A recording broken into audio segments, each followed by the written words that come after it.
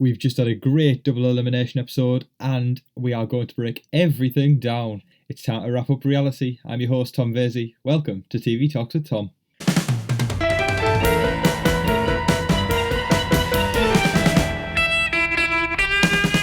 Episode 9, folks. We are at episode 9 and I thought it was really good actually. I think I saw a lot of gameplay being expanded and increasing as well, because there's some players who necessarily haven't been liked so much that did step up to the plate. I know I say this every single week. It's an ever-changing series and I'm loving it because we're seeing so many unexpected and unpredictable things happening every single week.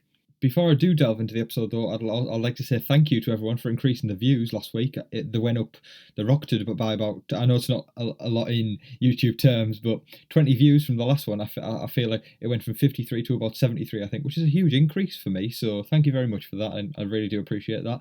And also, just before we delve into the episode, I would like to say, I saw on Twitter the other day, someone tweeted Jeff Probst to say something about immunity idols. People can get confused that people don't know who's got the immunity idols and where they're at. So someone suggested that maybe when people are doing their confessionals, they should have like a little sort of idol, like a little sort of logo that sort of shows that they've got an immunity idol. And Jeff did actually tweet them back and say, yeah, that's a great idea, and from here on out there is going to be that will be implemented in the episodes, and that did happen. So I've got to say, great suggestion from that Twitter person, because the fact that they got Jeff to speak to production and get that sorted was brilliant, because I did find it a bit confusing as well to remember who's got idols, and I did notice that they've got those logos now, which is great. So now we know who's got the idols and who could potentially use them, which is brilliant. Big well done to that Twitter user, but let's start talking about the episode. We started in Varta Camp on night 23, and it was the return from that crazy tribal council that happened last week. I showed you guys last week how much I love that tribal council, and I'm still not going to stop showing love for it now because it was incredible. I loved it so much. One of the best tribal councils I've ever seen, if not the best. It was immense gameplay, and it was a live tribal council because everyone was flipping and everyone was making different decisions as the night went on. But let's talk about the outcome and the downfall of that and what the reactions were afterwards. David was thanking Devons for using the idol on him in tribal. Even though David didn't go home, they did give him the idol because the chaos that was going on in that tribal was immense. And I think the safest thing to do was to use the idol. I don't know why everyone else didn't use their idol if they had one, because there was so much flipping going on there. And I would class it as potentially slight arrogance if you weren't to use your idol, because it would sort of seem like you think you're safe, and no one was safe in that chaotic tribal council. Absolutely no one, because there was decisions that were going from, they were just starting on one end and completely flipping onto the other end. So, using that idol I think was vital. If I had one, I would have done it at that tribal council, unless I really, really, really did felt safe. So I've got to say, for the ones that didn't use their idol, they must have felt extremely safe in the midst of chaos, because that was incredible, really. So War Dog and Ron were saying Aurora caused a lot of exposure at tribal camp. That when they got back to camp, they said that she was the one who stoked a lot of fires in the tribal council. She said that Aurora was saying stuff that was provoking people, and then they began to talk more, and they began to essentially give more of their gameplay out, and for everyone to see, including for the jury to see as well. Because remember, the people who are on edge of extinction at the moment are the jury. They're sitting there and they're watching people, and they know a lot more about their gameplay now, which means, again, the people in the jury who may have decided who they think is the best game player, that might have been completely flipped on its head. It might have took a 180-degree turn, and they decide they are no longer the best game player. We think that this other person is the better game player. I have got to say though, big respect to Aurora on that part, because the position she is in within the tribe is probably, she's at the bottom of the tribe. So the fact that she is being able to drag other castaways and being able to sort of get them to expose their game is great for her game, because it takes a target off her back. Being at the bottom of the tribe makes you an easy vote out. But if she can expose something that's worth voting someone out for, then the whole, I know I keep saying flip, but the whole tribe can flip, and then they can be gone, and Aurora is no longer a potential target. More alliance talk now, and War Dog wants to work with the Lesu 3, which is himself, Wentworth and Lauren, plus Ron and Julian Gavin to make a 6-person alliance. At that point in the game, there's 10 people left, so 6 means you've got majority and you can pick them off one by one. So War Dog has gone from, in his opinion, he believes he's gone from a pilot to a passenger since the merge, because when he was in Lesu, he sort of had control because he was, I wouldn't say the pioneer of the Lesu 3, but he's the most vocal out of the Lesu 3, which means that his voice is being heard the most. So I can imagine why he feels like a pilot going from a passenger. If he is going from the Lesu 3 in pre-merge, he is definitely the pilot, right? But when he goes into the merge, that's only 3 people amongst, I think, let me try and think. I think there's, in the merge, there's been 2 people out so far. I feel like there's been 12 in the merge. I might be wrong, but I feel like there was 12 in the merge. So that's 3 out of 12, which isn't majority. So yes, he has gone from pilot to passenger, definitely. So in regards to that, though, he feels that they should all just stick together, the 6-person alliance, and they just hash it out at the final 6 if they can all get there. The first target that they brought up was Aurora. As I said before, she's at the bottom of the tribe. She's the easy vote out. Everyone can just pick her off because they're not going to get any blood on their hands, because she's an easy vote. She hasn't got any alliance members, really. You can just take her out. But Aurora, in a confessional, she did say she was getting upset because she was seeing lots of people going on walks by themselves, talking game, and she's not being involved in any of that. And she did quote, "I do not have any friends." That must make her feel quite lonely. The fact that she's still pushing on, whilst that's probably battering her mental health in there, is very respectable, and I don't know if there's another word but respect, but I do respect her for it. I think it's great. As I've said in previous episodes of this, I've said I respect people for certain aspects of the game, and when it comes to health and when it comes to your well-being, I think that's a huge part of the game. It's not just about strategy and social game and physical game, it is also about your mental well-being, because it's a difficult situation to be in, and you've got to take that into account as well. Enough game talk for now, though. It's time to move on to the first immunity challenge of the evening. For this challenge, what they had to do, all the castaways, was there was 2 bars that they rest on each shoulder, and this forces them into an uncomfortable position where they have to squat. If you go too low, a flag will emerge from a box, which means you're out, and an urn is also balancing on the bars. So if you go too high, the urn's going to drop and then you're out anyway. So the last basically, to put it simple, the last person squatting without raising their flag or dropping their urn is going to win individual immunity. However, we've got a twist, and don't we love a twist, ladies and gentlemen? Jeff asks people if they feel safe enough to sit out for pizza, beer, and root beer. He says if you feel safe and you don't want to compete in the immunity challenge, there's some pizza waiting for you there, along with some beverages. At that point, I thought maybe 1 or 2 people would sit out, but like you could see, like on everyone's faces, everyone was like, "Oh my god, I really, really, really want to eat pizza and drink some booze," because they looked depleted. You know, they need some energy. So I maybe thought there'd be 1 or 2 sitting out, but no. We had 4 people sitting out. We had Lauren sitting out, Wentworth sitting out, Victoria and Ron. They all sat out and enjoyed some pizza. If I was in that situation, there's no way. I mean, I'd really, really want the pizza and the booze, but there's no way I'd sit out an immunity challenge for it, unless I was adamant I was not going to win the immunity challenge. But you gotta give it a crack, haven't you? You got to give it a go, because otherwise, what's the point? You're going to kick yourself if you get sent home. As I said, though, the 4 of them sat out, and the rest decided to play for immunity. So the first person to go down, I'm going to say it straight away, it was War Dog. He dropped his urn, and I thought, wow, honestly, like, it's every single week now, isn't it, guys? War Dog is just going out first out the immunity challenge every single time.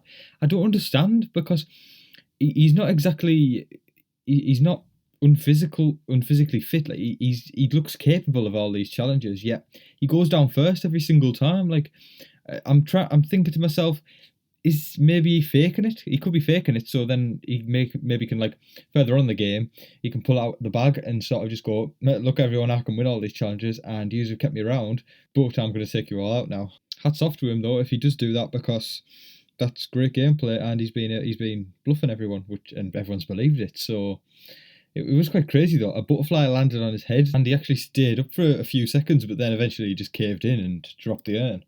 This immunity challenge did go pretty fast, actually, so I'm going to go over it pretty fast as well, because we have got another immunity challenge later on in the podcast. So the next one to drop was Gavin. He obviously gone from winning immunity last week to being out second. Julie then says, "I'm done," and then she just gave in, and she just didn't have the physical strength to go on. So then there was 3 left. We had David, Devons, and Aurora still up there. David was stretching, but he seemed pretty stable, and same with Devons as well. He was shaken slightly, but I would say Devons was struggling slightly more than David at that point. Aurora, literally no movement whatsoever. She wasn't moving at all. It was 19 minutes in, and three of them still remain. Devons did this sort of quite comedic news flash. It was very quite comical actually. He sort of did it as if like the headliner just came in and he was like sort of saying what everyone was up to, and then he dropped his urn. So at least he went out with a bang. So well done there, Devons. Sweat was dripping off his head. He seemed like he was really struggling, so he did well to keep on to that point. Aurora then she tells David there's no way she's giving it to him as she needs it, which I completely agree with. She's at the bottom of the tribe. She really did need that immunity. David was adjusting his bar because he was really, really struggling, and then he did drop his urn as well. So Aurora has won immunity for the second time. I think, people, it's time that we class Aurora as a comp beast. On the way back to camp, she was quite vocal. I saw, well, not to the group, but in her confessional, she did say she wanted Aurora to go and she was not happy with her being immune at all. So Julie is definitely gunning for Aurora. So when they got back to camp, the Six Alliance, they were deciding who they wanted to vote out. And the names that were floating around were David, Devons, and Victoria. I would say they brought them three up essentially because Aurora was immune, and them three were the ones that weren't in the Six Alliance. So Gavin was pushing for David. Out of all those players, David is the only returning player, so automatically that puts a target on his back. War Dog has trust issues with Julie and Ron within the Six Alliance. He doesn't know if they're going to flip. So he obviously trusts Gavin, but not Julie and Ron. David and Devons, they want to go for War Dog. They want to persuade Victoria and Julie and Ron to also vote for War Dog. So at this point, we're seeing Julie and Ron in the middle. They've got the deciding vote. So the fact that both sides have pitched some sort of deal to each of them, well, not necessarily a deal, but an idea. They pitched an idea to them. Julie and Ron do have the deciding vote. So if they go to take War Dog's deal, then obviously David and Devons are going to be annoyed with them. But if Julie and Ron go with David and Devon's deal, War Dog is going to be annoyed with them. So whatever happens, they're going to please one person and annoy the other.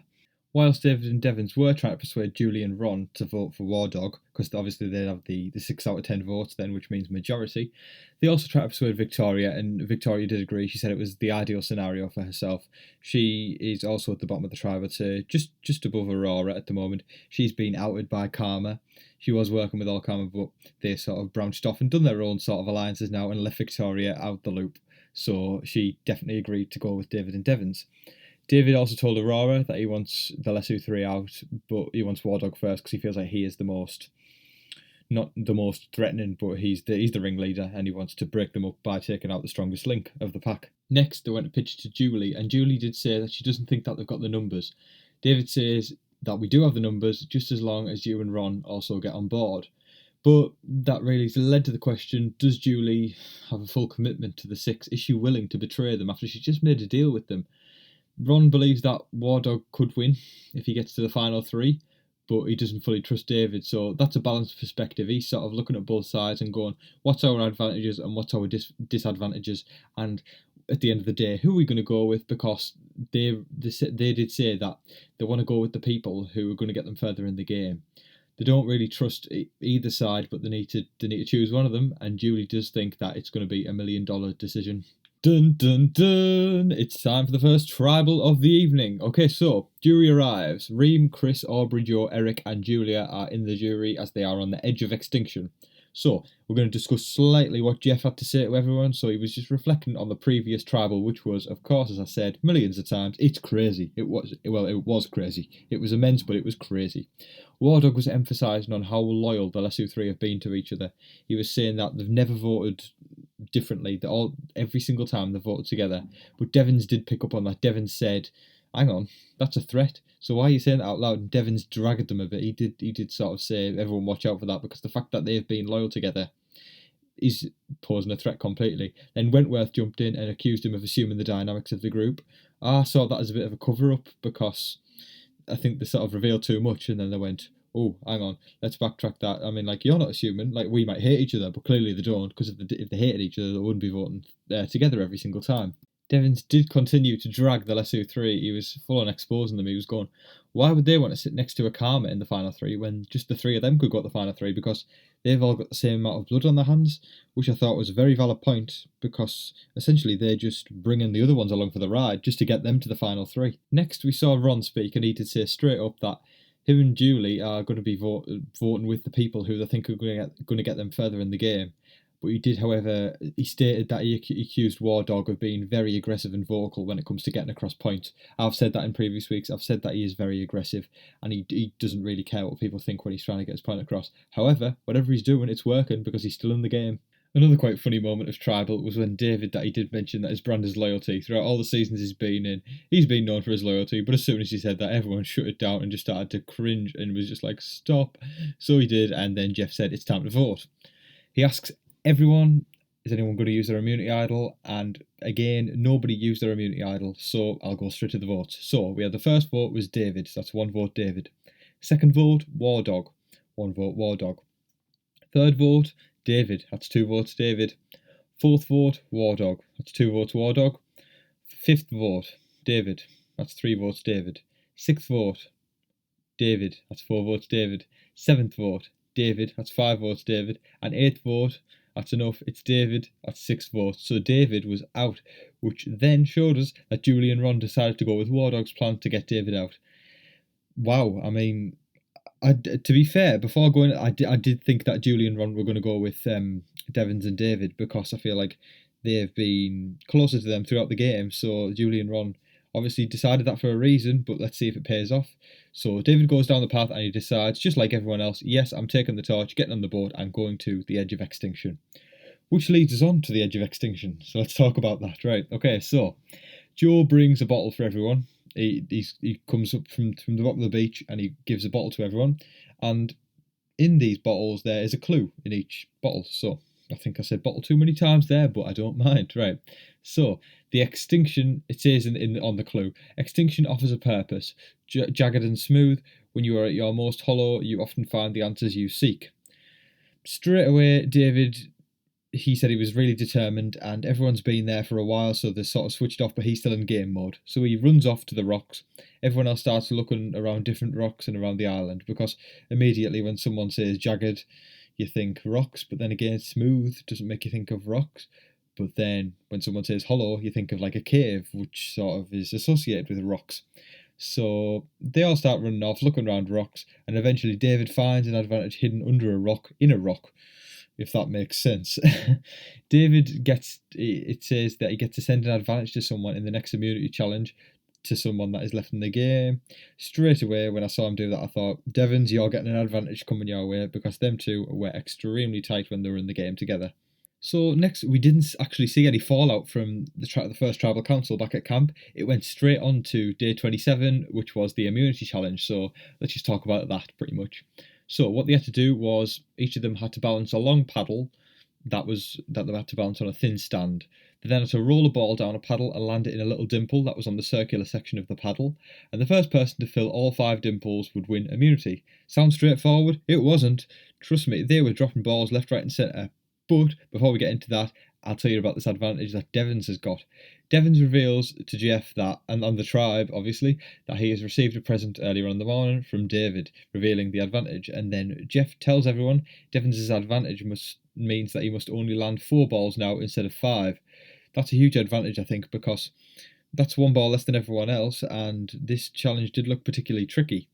So everyone was figuring it out first. Everyone was rolling the ball down, trying to get the right speed and the right power, because it just kept falling off at first, and that was everyone. But then eventually Devons lands his first ball, followed by Ron and then Aurora. Devons then landed his second ball, and same for Aurora, and same for Ron. So at this point, we're seeing just 3 people just hashing it out. Devons then landed his third ball, but as soon as he threw his 4th ball, he knocked his 3rd ball off. So at this point, he's only got 2 again. Aurora then lands a 3rd ball and takes the lead, but then Devons lands his 3rd ball again, so he catches up. Ron also lands his 3rd ball. Once again, this is a 3-person race. No one else has landed a ball at this point.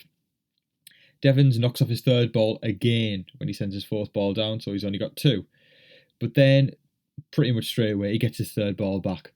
I've got to say, Aurora, once again, proven she's really, really good at competitions. People we haven't seen much of this episode. We haven't seen that much of Lauren this episode. Everyone else seems to be getting quite a lot of airtime, but as I've said in previous weeks, Lauren's been quite the legend when it comes to competitions because she's doing extremely well. Even though she's depleted and hasn't had that much food, she's doing extremely well. Back to the challenge now though. Devons then lands his 4th ball and wins immunity, so well done to Devons. Back at camp now, Wentworth mentions to the Six Alliance that Devons is a threat. That's obvious. Devons is getting advantages left, right, and centre. Well, not left, right, and centre, but well, actually, he got his own idol that he got to share with someone, and also he got that advantage there. So the general consensus with the Six Alliance, obviously, because they can't get Devons out at the moment, is that they want the easy vote and get Aurora out because she's been doing really well in challenges. Julie's got her mind set on that, so everyone's like, "Yep, let's just go for the easy vote and take out Aurora." The game is about to be flipped on its head, and the next thing that comes, I did not expect one bit at all. War Dog goes to his confessional and he says that Aurora is an easy vote, but he thinks it's time to make a move at the last returning player in the game. It's Kelly Wentworth, people. He wants to take out Kelly Wentworth, who's been one of his closest allies up until this point. He says that on the morning, he's had a 30-second talk, 30-second conversation with Victoria, Devons, and Aurora. Just earlier in the day, in the morning, just to sort of plant the seed. And everyone seems on board. Devons, Aurora, and Victoria did not hesitate. They were just like, yep, awesome, cool, we're done talking, on your way. So War Dog has still got to persuade Ron. He's the one vote that he's got to get in. He doesn't really want to persuade Julie. He feels like Ron's going to be the better person to persuade. Ron is scared of War Dog. He does say that, but he believes that Wentworth is the biggest threat left in the game. But he believes that if anyone but Aurora was to go, Julie is going to be furious, and Julie is his ride or die at this point. So that's a big decision for him to make. So Ron doesn't know what to do. Kelly did mention to Gavin and Lauren that a vote too good to be true can often involve a blindside, and truer words never spoken. I agree, that is very, very true. And Gavin and Lauren assure that there's nothing going on. That's true on their part because they don't have a clue that if a blindside is going to happen or not, or that there is a blindside in the works. Aurora, remember, she has an extra vote from that she was given it from a player at the edge of Extinction, but is she going to use that, and how is she going to use it? Aurora gives Ron her advantage to build trust. She literally goes up to him and goes, right, Ron, I'm going to give you my advantage just in case I go. And this is purely for strategical purposes. She definitely wanted to create trust. She gave it to him and went, if I go, I want you to have this, which is meaning I think she's hoping that Ron won't vote her out, basically. But if Aurora did happen to go, Ron would get to keep the advantage. But if she stayed, the deal was that Ron would give her the advantage back. Ron said in his confessional he may vote her out just so he can keep the advantage, which is fair gameplay. You know what I mean? I think it's you've got to be at rock bottom when you give someone your advantage because you really, really need trust at that point. So going into Tribal Council, the main question was, is Ron going to vote out Wentworth or Aurora? But let's talk about that as we come up to the next Tribal Council. Dun dun dun! It's time for the second Tribal Council of the evening, folks, and this is the big one because we don't know what's going to happen. We didn't know what was going to happen on the last one, but this one has been, it's an absolute crazy proposal came from War Dog. So whether that's going to go through or not, we're about to find out. As per usual, the jury comes in and it's everyone from before, plus David this time because he was the last voted out. The whole Tribal Council sort of vibe was War Dog playing it cool. A lot of times when people have a blindside in their works, they avoid eye contact with people and they don't act themselves. War Dog was playing it perfectly. He did not seem like he was giving anything away at all. Everything Kelly was saying, everything Lauren was saying, he was agreeing with and going along with it.